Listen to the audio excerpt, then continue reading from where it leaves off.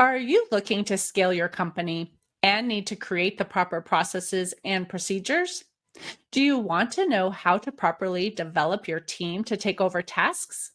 Listen to today's episode to hear tips on creating standard operating procedures, delegating to staff, and more. Welcome to Biz Help for You with host Candy Messer. Entrepreneurs like to focus on the big picture, like profitability, success, and a smooth-running organization. But there always seems to be those little things like taxes, employee compensation, laws, regulations, and more. Now you can get the answers you need in one place. Join us today as we break it all down for you. Now, here's your host, Candy Messer.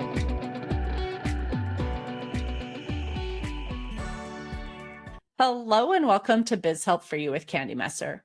Thank you for joining me today. If you missed my last episode and would like to listen to the show, links can be found on my social media pages as well as multiple favorite podcast platforms. And if you'd like to receive notifications on when my podcasts have been uploaded, please like and subscribe. This episode is a little different as I recorded multiple podcasts in one day at an event and didn't have bios to read at that time. So let me share a little bit about my guest today. Yvonne McCoy, MBA, is a women's business strategist who helps women entrepreneurs to push past their six figures by prioritizing what they love so they can accelerate profit simply. She is passionate about turning business challenges into practical solutions, expanded opportunities, and increased income. Her extensive experiences in coaching, divisional operations, and diversified job training, as well as life experiences, are the basis of her practical systems. Based on her professional and personal journey, she helps you find the hidden profit treasure in your business. Her biggest personal accomplishment is losing over 150 pounds and keeping it off. Now to the interview with Yvonne McCoy. Well, Yvonne, welcome back to my show. I know we had you before on a different Potapalooza, and so I'm very happy to have you again. So for those who didn't hear that episode, just tell us a little bit about yourself and how you began working with entrepreneurs. Hi. Well, one of the reasons, although I did coaching for years before, like everybody else, COVID had an incredible impact on my business. And in March of 2020, I didn't have COVID, but I ended up in the hospital. And when I got out, everybody was shut down for COVID. And so I was working with a lot of nonprofits. And so they didn't have any money and I lost all my clients. So I had to kind of reinvent myself.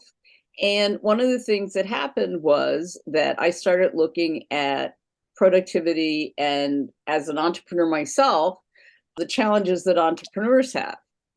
So that's kind of how I got into working with entrepreneurs that, have a business, but want to get through their first, past their first six figures and onward to their second figures and the challenges that they face.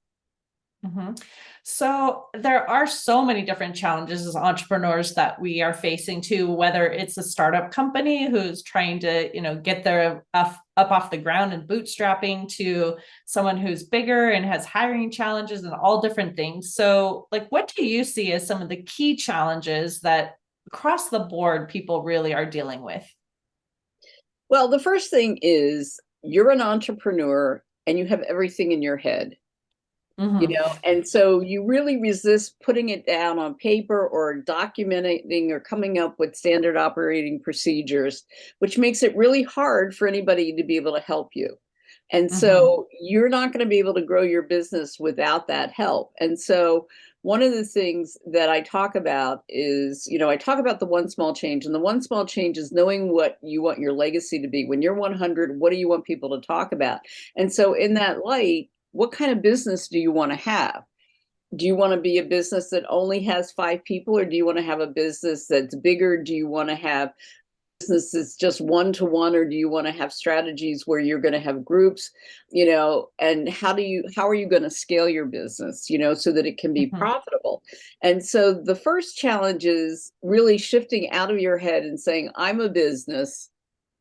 I need to start to document what I'm doing so that I can have quality once I have quality, I can have productivity, and then I can have scale up my profit. So that's probably the first one that comes into light. And part of productivity, which is to me really interesting, is that it actually started in the 1700s as agricultural. It was actually bushels per acre, which we're not doing. And then it went to the 1800s and it was widgets per hour, which is the model that we're stuck in. That's why we want to check things off our lists. And unfortunately, what we check off is the things that we can do the fastest, not the things that are most important, because we are in an informational society. We get paid to think and to be effective. And that's why getting out of your head and taking a step back from your business and going, this is a business. What do I need to make it run? How do I get that knowledge out of my head and communicate it to other people? The other part that happens is you tend to be the people that are helping you are friends and family or close, which may not be, they have your best interests at heart, but they may not be the right people for the job. They're not filling the right role. So the second challenge is, I'm an entrepreneur because I didn't want a boss and now I have to be a boss. And it takes you out of kind of community. So instead of being one of, it's us against the world, now it's them and me. So learning, what your leadership style is, learning how you can empower the people that are there for you. Because, the thing that I hear so often is, I could have done this faster by myself. Yeah, right. You could have done it faster one time, but you can't do it faster 10 times. And so it also may be that you're not doing it the best way. So learning to communicate and say, this is what our goal is. This is what the purpose of this is. This is how I've been doing it. Do you have a better way to do it before you take it over? And I've been on delegation a lot this week. This is like a theme. And so, the one tip that I can tell you that will save your life and keep you from pulling your hair out is, if you delegate something to somebody, don't wait till they finish it to check in on them. If they've got 5 things, say, I want you to come back to me as soon as you don't understand something, or when you finish the first one, we can look at it, see if it makes sense. Because I never will forget the time that I told somebody to call 100 clients. They called 100 clients. They came back. They were so excited about how fast they did it. And it was my fault. The information was wrong. And so we had to go back and recontact those people again, which made us look really stupid. Right. And the person was like, oh, my God. And the other thing that I learned was they came back and said, everybody wanted to know about this. If she'd only called 5 people, we could have included that information in the call. So that's kind of the second thing. And the third thing is, you can't really build a business alone. We talked about the people being the right people. At some point, you're going to have to bring in people with specialized backgrounds that really have the background to do the job. So there are 2 issues there. One is find good people like Candy, who is specialized in bookkeeping and stuff like that, right? But the other thing is, what do you do with the people that were loyal to you, that you have? And so that's kind of a loyalty thing. And so, depending on your business, there are lots of different ways to handle that. I mean, it could be that, the way the business is going, there really is no place for them. Or it could be they need to be in a different place in your business because you brought them in because hopefully they had something to add to it. And so those are kind of the 3 things. And the part that makes it even more complicated is the cash flow, because sometimes when you need people, your cash flow is not where it needs to be, which makes it even worse. So those are just kind of 3 things that I see that are normal challenges to all entrepreneurs. And if you know that they're coming, you can be much better prepared for them, and they don't have to be as drastic as if they catch you out of the blue. Right. There were so many things when you were talking that I was thinking through, like the first one, talking about having things not in your head, right? So someone else can also follow that process. And so many people think, yeah, well, I'm a solopreneur. I don't need to worry about that right now. But you, like you said, you want to be prepared for when you bring someone in. And then when you do bring someone in and then you're helping them and it does take longer. Yes, it takes them longer, but they're going to learn and they're going to get up to speed. So just give them a little bit of time, because even when we started, we weren't as efficient as we are now, right? It took time to go through all of that. So I do think there's this process where sometimes we're almost like shooting ourselves in the foot because we're thinking, well, I'm just a solopreneur or I'm not going to need anyone. And then when you do, then you're like on their case because they're not as fast, and, oh, I could have just done it. I shouldn't have hired, I think we need to look past all of that and realize in the long run, if you are going to continue to scale your business, you do have to have those people and putting the right people in the right position. And it may be, like I said, that you hire for someone's, their values and you teach them something. They may not always come in fully capable of doing something, but you can get them who they can grow into that position. So when you're hiring, you should definitely hire for values first. I had one of the nonprofits that I was working for got a grant from the city, and it was a Christian school.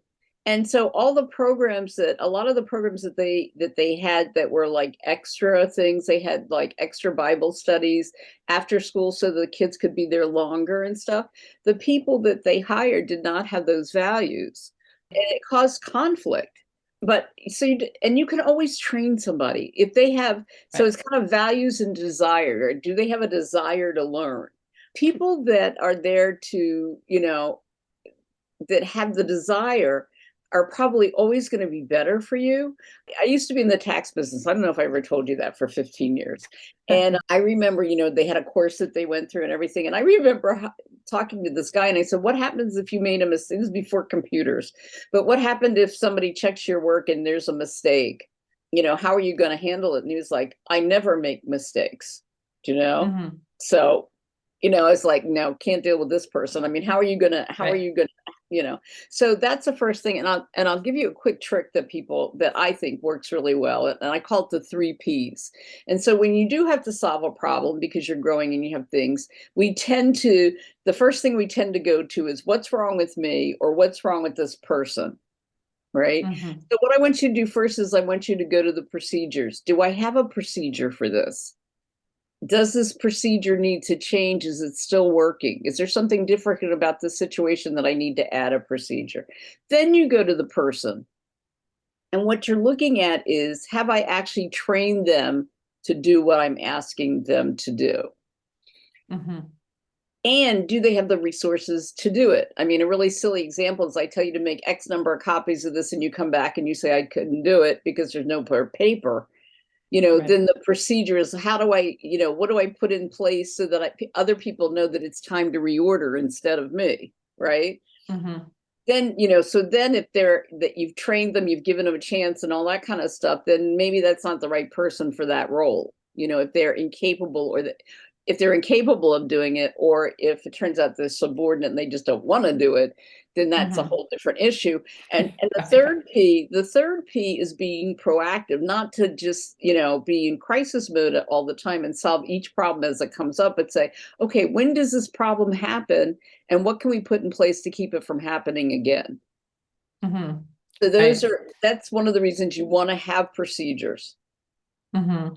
Well, and even while you were talking, I was thinking of someone I hired at one point who came in. He had been going to school and taking some accounting classes, but didn't really have any experience. And I was doing a test at the time for any applicant just to see, what skill level did they have.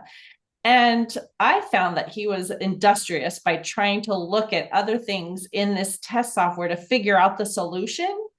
And so to me, I was like, I want that in somebody, right? So maybe he didn't know how to do everything, but he knew that he could start researching and finding information. And so I brought him in and he was an excellent employee for many years, and so it's not always the skill they have at that moment, right? But, what do you see in that person that you're like, this is what I want to have? And the other thing that I'm going to add to that is, this is what I want to have, but what do they want? And in the same situation, I had a client who had, their admin person, and in their mind, they were like, we're going to take her through accounting. and she's going to be this great accounting person. And, she showed no interest in it. Finally, I said, how did she get here? She said, well, she was a friend of, somebody that we knew. She'd just gotten out of school, out of college, and she needed a job. And I was like, but what did she major in? And they said she majored in theater. I said, then she's never going to want to be an accountant. I mean, this is like the exact opposite. Basically, her becoming an accountant to her is like, you've killed my dream. Right. Right. So I it's think so important to ask those questions too. Yeah. Like I said, when you're bringing someone on, and that's one of the hardest things to do, honestly, as an entrepreneur, finding the right person. And, things can look great on paper and sometimes it doesn't work. And sometimes it's the opposite. Maybe something doesn't look as great, but you give someone a chance and then, they really blossom. But finding out really like, what is their passion? Like what motivates them? Do they enjoy working with numbers, or would they rather be doing other things, and putting them into that right position in your company? Because most of the time, you can take someone and figure out how to use their skills in your business in a way that's going to help you that you may not have thought of originally. I think the other thing is, I just forgot it, but finding that, finding that right fit is not just about the skill set, like you said. It's the skill set plus, and I know what it is, and know that as the entrepreneur, you're probably the number one reason that person is either going to succeed or fail. And I say that because what I've seen is highly motivated entrepreneurs will pick really good people and then micromanage them into mediocrity. They want to have so much hands-on control. I mean, like I said, I actually had a client, and I saw her make an employee cry because she had picked the wrong folders for a meeting. And oh wow. So that person is never going to show initiative again. And it was really hard for me to get her to see that she was not clear on how she delegated what she wanted. Right. She just basically said, go get some folders. And she did. She went to the dollar store, she got folders, they look good. She didn't say, this is a really high level meeting, we need to, don't go to the dollar store, go, or show me 2 examples before you buy them. And that's the other reason to have procedures, is so that you don't have to micromanage, or you don't snuff the innovation out of the good people that you hire. Right. And I think when it comes to those procedures too, like, as the person who's writing them, so often it starts with us, right? Because like you said, it's in our head. So we have to write the procedure. And we might think like, oh, certain things are obvious, and so they're not put into the procedure. And I think making sure you put every step and then handing it to someone and say, go through and follow my procedure. And then if they're stuck on something, then you realize you missed something, right? But having someone else actually have to do the task following your process, I think is extremely important. Don't you? Somebody just gave me a really easy way to do this, or an easier way to do it. She said, because I can't bring myself to do this. I just, I always find something. And so what she had the person do was shadow her and write the procedures as she was going through it, and then try. That's a great idea. Yeah. And it kind of solves 2 problems. One is that you don't want to write it, so you get somebody else to write it who actually is looking and trying to get it right. And I thought, that's a great way to do that, That's a great tip. Well, I know we're running short on time, so I want to see, do you have an offer that you would like to share with our listeners? And for anyone who's interested in connecting with you, how can they reach you? Well, you can definitely get me at bookacallwithyvonne.com, which is there. My course, The One Small Change, Accelerate Profit and Productivity with One Small Change, is at www.productivitycoach.today. If you come with, if you book a call, I also have a tool for you, a productivity tool that will help you. So there are lots of ways you can do that. Perfect. So we will definitely put information in the show notes too. So any links, that you want to share, be sure to, give us everything.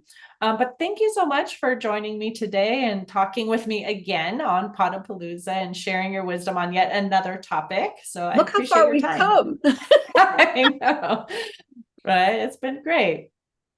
It has been. And I will send you some other links. And thanks so much again for letting me share with your audience. Sure. And I hope you have a wonderful day. And you too. Bye.